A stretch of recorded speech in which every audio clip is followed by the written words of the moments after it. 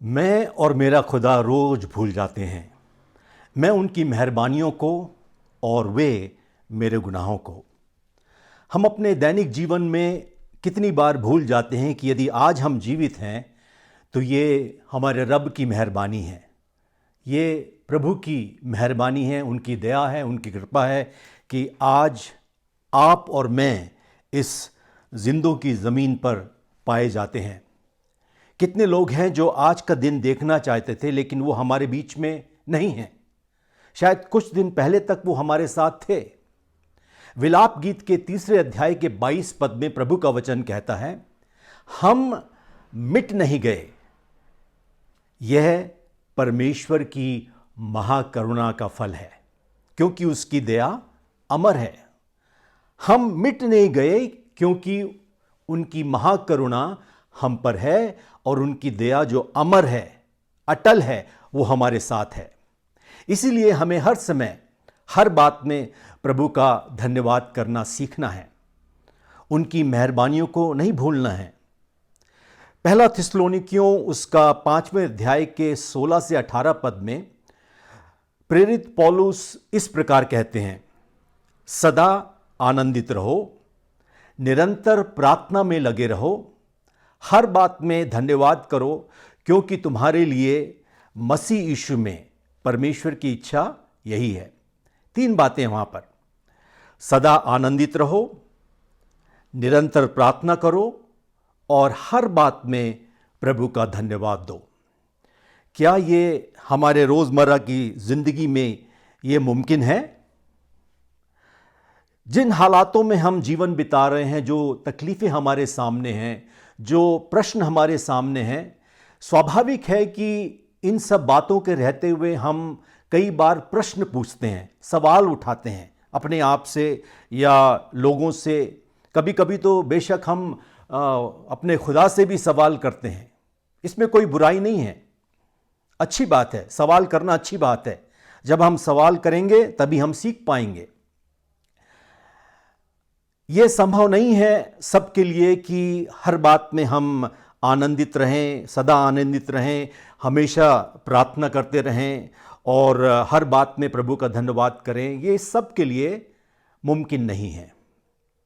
जब हम परिस्थितियों को अच्छी तरह से समझेंगे जो हमारे चारों ओर है, उन परेशानियों को हम अच्छी तरह से जान लेंगे और उन चैलेंजेस का, चुनौतियों का जो हमारे सामने हैं, उनको सोचकर जब हम प्रश्न करना आरंभ करेंगे, तब हम जान पाएंगे कि परमेश्वर की इच्छा हमारे जीवन के लिए क्या है। जब हम सवाल करेंगे तब हमको उसका जवाब मिलेगा।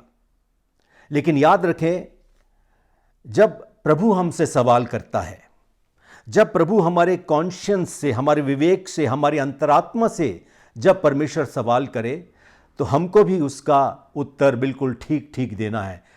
उस सवाल का जवाब जो खुदा हमारे अंदरूनी जीवन से करेगा, हमारे विवेक से करेगा, उसका उत्तर, उसका जवाब हमको ठीक ठीक तरीके से देना है।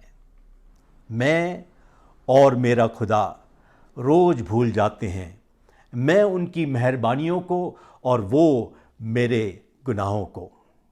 याद रखिए, परमेश्वर हमारे गुनाहों को, हमारे पापों को जरूर भूलते हैं, लेकिन केवल वो उन पापों को, उन गुनाहों को जिसके लिए हम तौबा करते हैं, सच्चे दिल से पश्चाताप करते हैं, मन फिराते हैं और दोबारा उसी पाप में नहीं फंसते, उन पापों को हमारा खुदावंद भूल जाता है।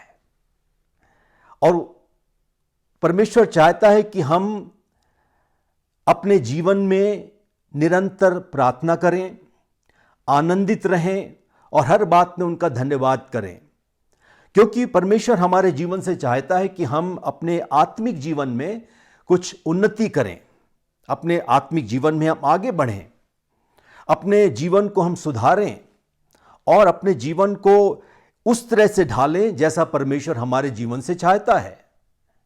और इसके लिए परमेश्वर हमको, हमारा मेहरबान खुदा हमें बहुत सारे, ढेर सारे, अनगिनत मौके देता है, अनगिनत मौके देता है। लेकिन हम इंसान कितनी आसानी से उनकी मेहरबानियों को भूल जाते हैं। वक्त सबको मिलता है जिंदगी बदलने के लिए, लेकिन जिंदगी दोबारा नहीं मिलती वक्त बदलने के लिए। जो वक्त परमेश्वर ने आपको और मुझे दिया है, इस वक्त का हम ठीक तरीके से इस्तेमाल करना सीखें, अपने आत्मिक जीवन में उन्नति करें, उनकी मेहरबानियों को याद करें, अपने गुनाहों को कबूल करें, तौबा करें, मन फिराएं, दोबारा उसी स्थान पर न जाएं। तब हमारे जीवन में उन्नति रहेगी, तब हमें यकीन होगा कि खुदा हमारे साथ है। और जब हमारे जीवन में इस तरह से विश्वास, आत्मविश्वास आएगा कि परमेश्वर मेरे साथ है, तब हमको चिंता करने की ज़रूरत नहीं है कि कौन हमारे साथ है और कौन हमारे विरोध में है। हाउस ऑफ प्रेयर कैमोर के पासबान भाई आमोस, उनके परिवार और वहाँ के कलीसिया के सभी भाई बहनों, बुजुर्गों, बच्चों, उन सब की तरफ से आज की इस संगति में हिस्सा बनने के लिए दिल से शुक्रिया। परमेश्वर हमारा जो समय है संगति का, इसमें हम सीख सकें, ऐसी मेरी प्रार्थना है। परमेश्वर हमें सिखाए, ऐसी हमारी प्रार्थना है। भाई सिसिल कुमार को शायद आप में से कई लोग जानते होंगे। आज से करीब 50 साल, 51 साल पहले, टू बी प्रिसाइज, 51 साल पहले उन्होंने ये बहुत खूबसूरत गीत लिखा था और इसकी धुन भी बनाई थी। मुझे याद है 1970 में मैंने उन्हें उनके अकॉर्डियन में, बहुत अच्छा अकॉर्डियन बजाते थे, उनका लाल रंग का एक अकॉर्डियन था, उस अकॉर्डियन में बजाते हुए उन्होंने ये गीत गाया था। और 1973 तक आते आते, उन दिनों तो टेलीविज़न का ज़माना नहीं था, रेडियो से लोग परमेश्वर का वचन सुनते थे। श्रीलंका ब्रॉडकास्टिंग कॉरपोरेशन से एक सुबह 6:45 बजे back to the Bible broadcast का एक प्रोग्राम आता था, मसीही वंदना। उसमें पादरी मोतीलाल परमेश्वर का वचन देते थे। मुझे याद है वो प्रोग्राम, वो कार्यक्रम करीब 20 साल तक चला। हजारों लोगों को, मैं तो कहूँगा लाखों लोगों को परमेश्वर ने उसके द्वारा आशीष दी। और भाई सिसिल कुमार के इस गीत ने पूरे विश्व में धूम मचा दिया। मसीह वंदना का जो गीत था, वंदना करते हैं हम, वंदना करते हैं हम, हृदय को तेरे सामने लाकर रखते हैं हम। अब हम हृदय को कैसे लाएंगे? काट करके नहीं ला सकते, अपने जिगर को काट करके परमेश्वर के सामने नहीं ला सकते। ये हमारा एटीट्यूड है, हमारी भावना है, हमारा जो समर्पण है, पूरी तरह से हमारा समर्पण, इसको हमको परमेश्वर के पास लाना है। तो आइए हम अपने आप को प्रभु को समर्पित करें, अपने हृदय को प्रभु के पास लाएं और उनका धन्यवाद करें। गाइए मेरे साथ।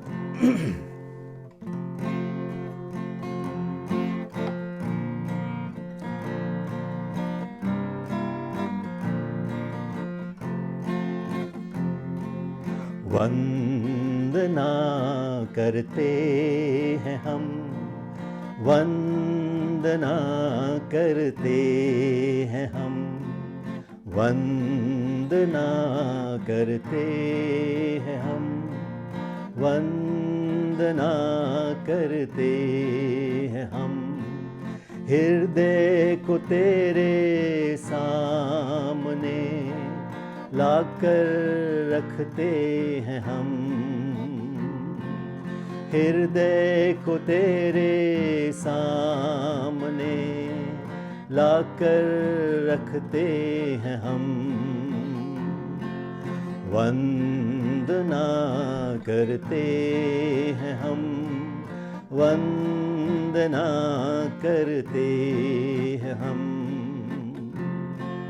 हृदय में मेरे मसीहा जीवन दीप जला, हृदय में मेरे मसीहा जीवन दीप जला। हृदय के पापों को धोकर प्रेम की राह दिखा, हृदय के पापों को धोकर प्रेम की राह दिखा। वंदना करते हैं हम, वंदना करते हैं हम।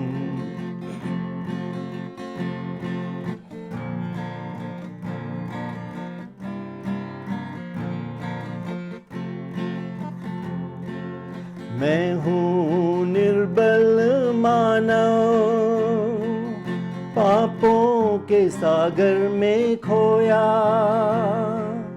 मैं हूँ निर्बल मानव, पापों के सागर में खोया।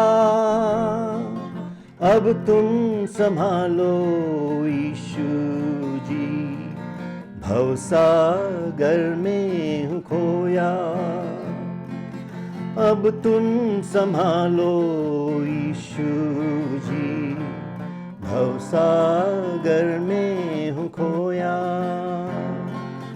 वंदना करते हैं हम, वंदना करते हैं हम। हृदय को तेरे सामने लाकर रखते हैं हम। वंदना करते हैं हम, वंदना करते हैं हम, वंदना करते हैं हम।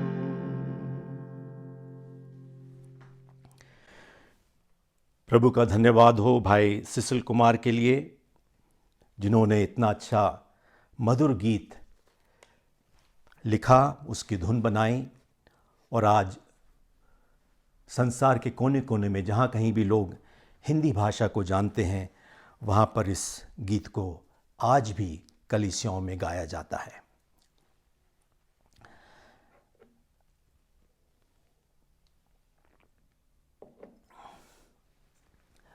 प्रियो, हमने पिछले 2 हफ्तों से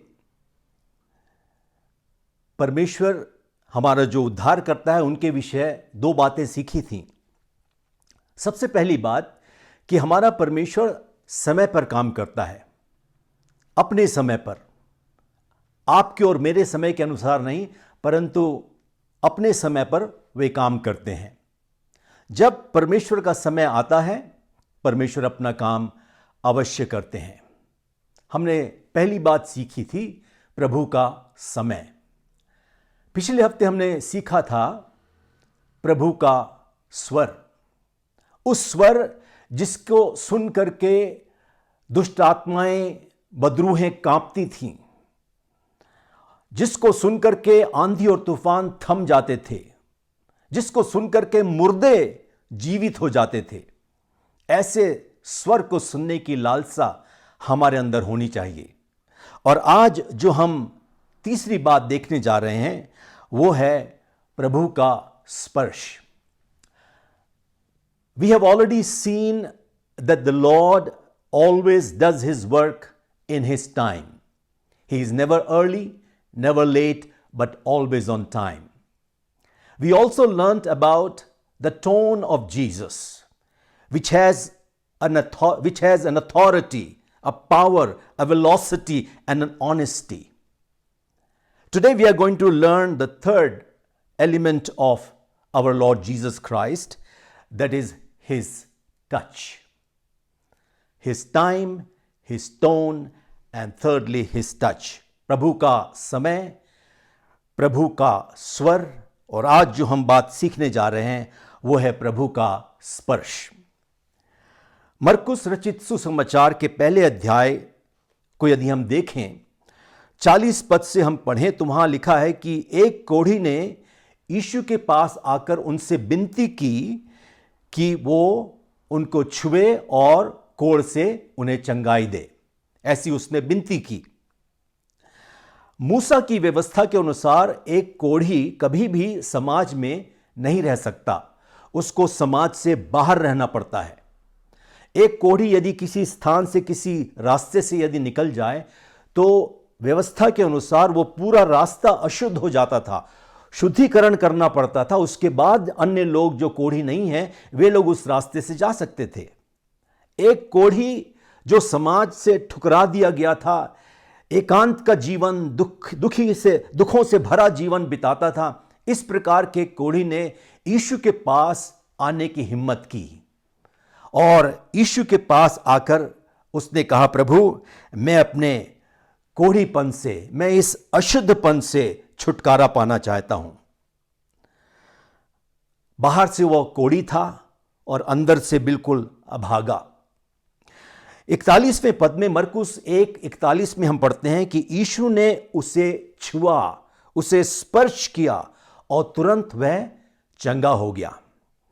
यीशु ने कोढ़ को नहीं, कोढ़ी को छुआ था, उसको स्पर्श किया था और उसका कोढ़ शुद्ध हो गया।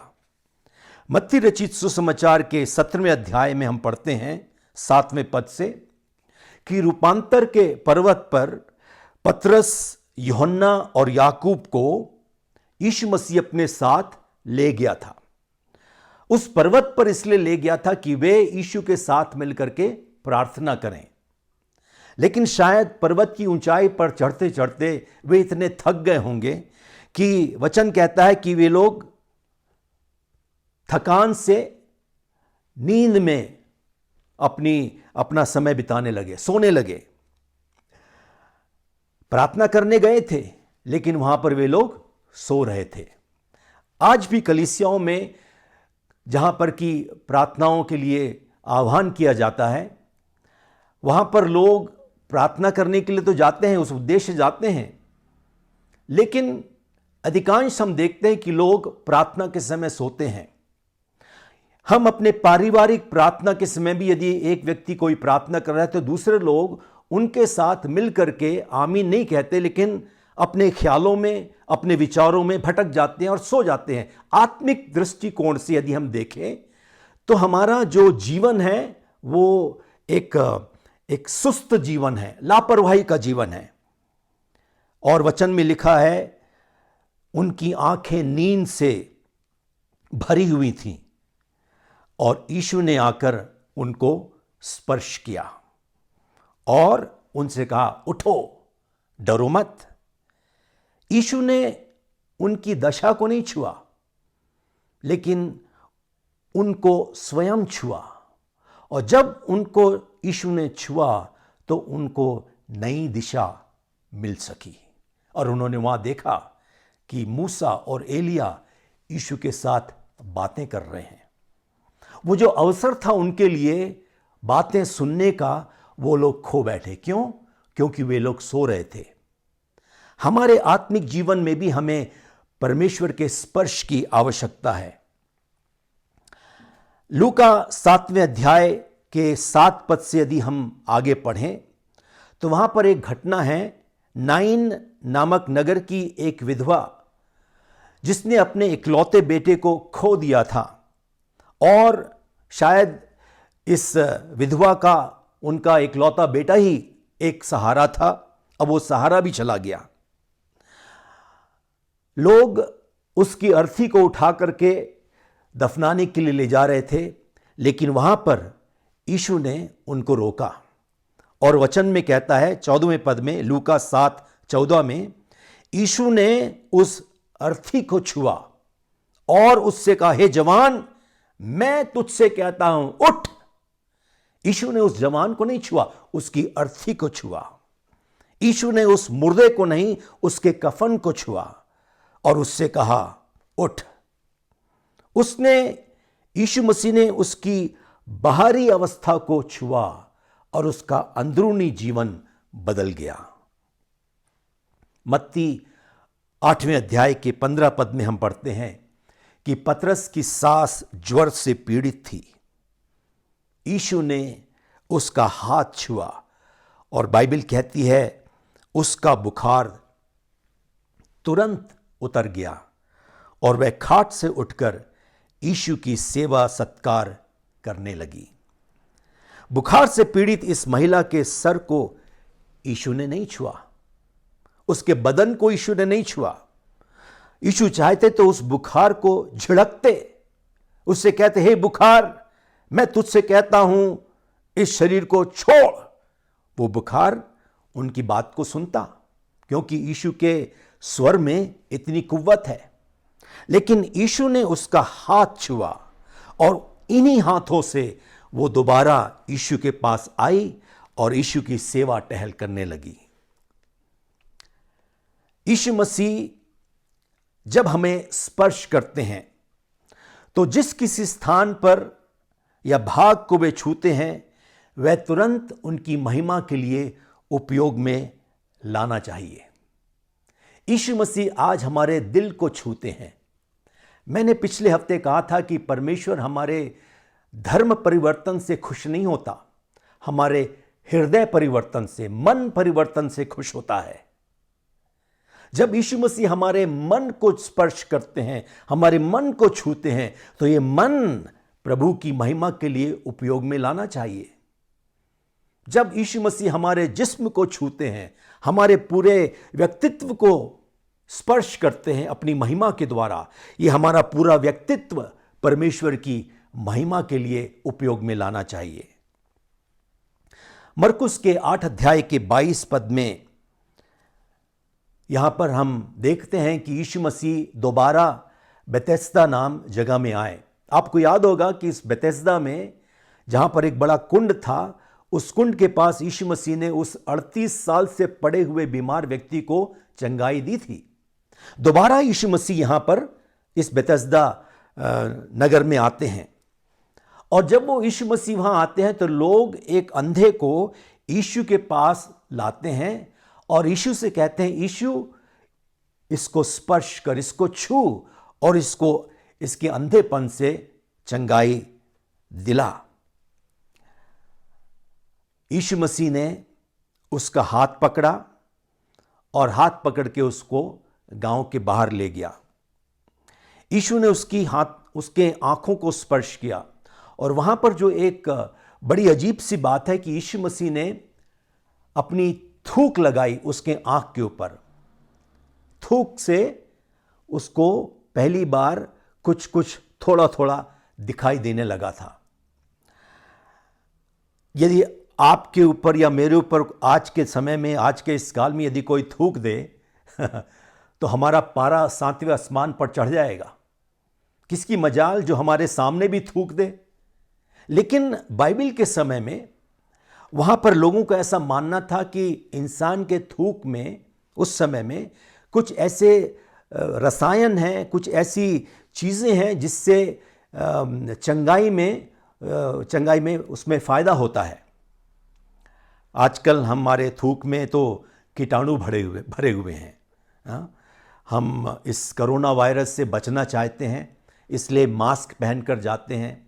हम नहीं चाहते कि किसी की बात करते समय किसी की थूक हमारे ऊपर पड़े, क्योंकि इस थूक में असंख्य कीटाणु हैं। यदि कोई हमारे सामने छींक दे या खांस दे तो हमको डर लगता है। लेकिन बाइबल के समय में यह बात दूसरी थी। बाइबल के समय में बाइबल में भी ऐसे वाकयात हैं, ऐसी कुछ घटनाएं हैं जो आज के हिसाब से बड़ी अजीब सी लगती हैं। जैसे कि यीशु मसीह जब यरूशलेम में प्रवेश कर रहे थे अपने क्रूसित होने के पहले, यीशु मसीह एक गधे के ऊपर बैठ करके उन्होंने यरूशलेम में प्रवेश किया, और लोगों ने अपने कपड़े उतारे, अपने जो अंगरखा था, अपने तौलिया थी, अपने अंगोछे थे, उसको उस गधे के सामने रखा और यीशु मसीह और खजूर की डालियां लेकर के होसाना के नारे लगाए थे। जरा सोचिए, आजकल के ज़माने में क्या आप और मैं गधे पर कभी बैठेंगे? हम गधे पर नहीं बैठेंगे। नाउ, जो बाइबल का समय था, बाइबल के समय में मोटर गाड़ियां नहीं थी जैसे आजकल के समय में है। यातायात का जो साधन था वो थे जानवर, और उन जानवरों में विशेष तौर से 3 जानवरों का उपयोग किया जाता था, गधा, घोड़े और ऊंट। इन तीनों का एक विशेष महत्व है। बाइबल के समय में यदि कोई इंसान ऊंट के ऊपर बैठ करके नगर में प्रवेश कर रहा है या शहर के अंदर आ रहा है, तो लोगों को तुरंत उसका ज्ञान होता था कि ये लोग व्यापारी हैं, मोल भाव करने के लिए, यहां पर व्यापार करने के लिए ये लोग आ रहे हैं। सो ऊंट पर सवार व्यक्ति हमेशा बाइबल के समय में एक व्यापारी माना जाता था। यदि कोई घोड़े पर सवार होकर के प्रवेश करता था तो लोगों को समझ में आता था कि घोड़े पर सवार होकर के यदि कोई आ रहा है शहर के अंदर, तो ज़रूर इसके हाथ में एक वारंट है लड़ाई का, एक वॉर, उसका एक वारंट है इसके सामने, एक युद्ध का वारंट लेकर के घोड़े पर सवार व्यक्ति एक शहर में जाता था।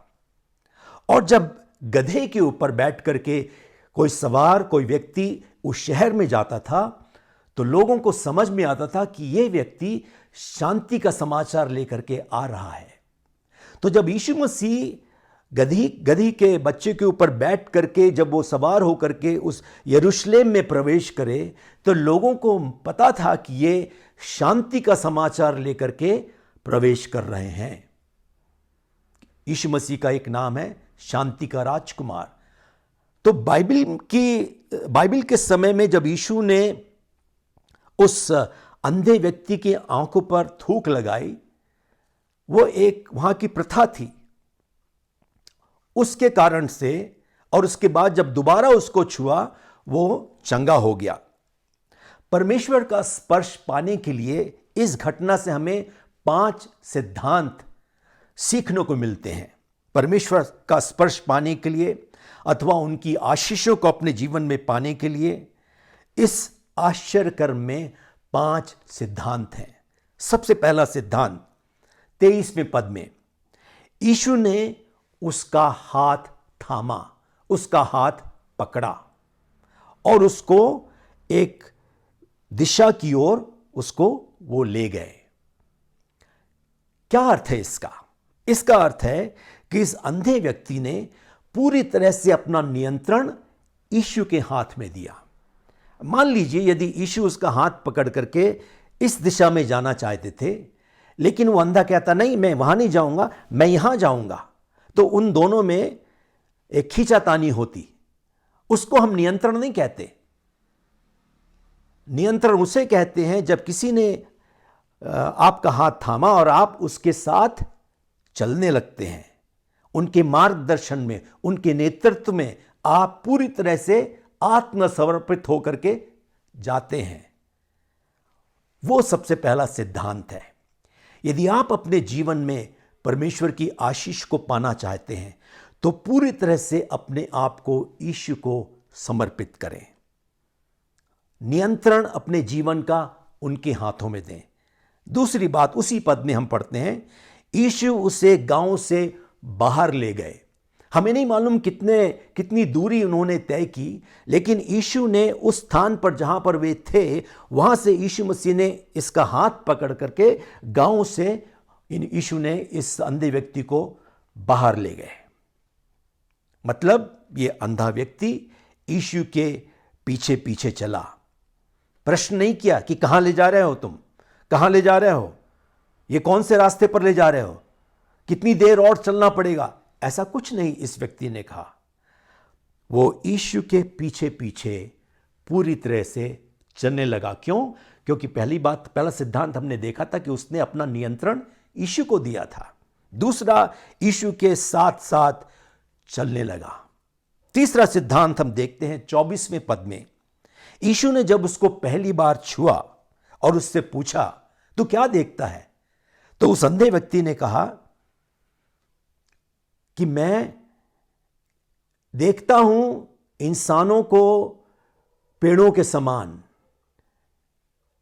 मतलब उसको कैसे पता था कि इंसान और पेड़ में अंतर क्या है?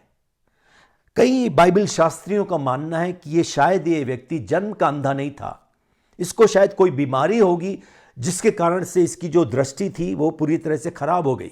इसलिए उसको मालूम था इंसान और पेड़ में क्या अंतर है। तो जो सिद्धांत हमको सीखना है वो है कि इसने प्रयत्न किया। परमेश्वर चाहता है कि हम अपनी तरफ से भी प्रयत्न करें। अपना प्रयत्न अपनी समझ का सहारा ना लें, परंतु अपनी तरफ से जो प्रयत्न है उसे हम करें। आपको याद है वो घटना जब पतरस ने यीशु से कहा, यीशु मैं भी पानी पर चलना चाहता हूं।